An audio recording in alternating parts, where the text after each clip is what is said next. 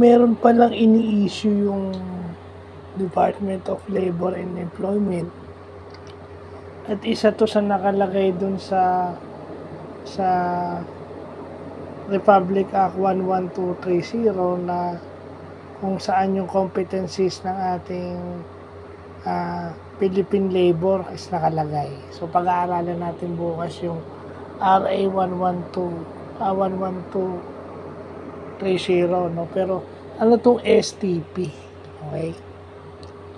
Special Temporary Permit. So ito ay permit na ini-issue ng DOLE o Department of Labor and Employment para dun sa mga foreign doctors and teachers. Okay?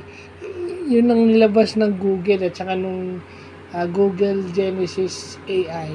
Ito ay para lang sa mga foreign doctors at teachers na gustong magturo sa Pilipinas for a short time. So, ibig sabihin, hanggat pinaprocess pa yung kanilang working visa, no?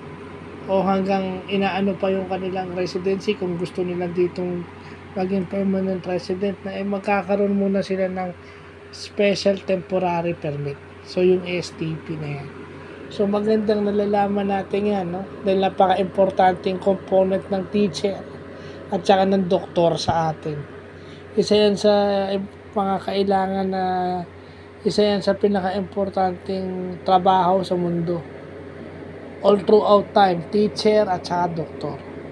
So, yan. Kung gusto nilang mag-invite ng magaling na doktor to work temporarily, mag-a-apply sila ng special temporary permit sa Department of Labor and Employment. So, yun lang pa.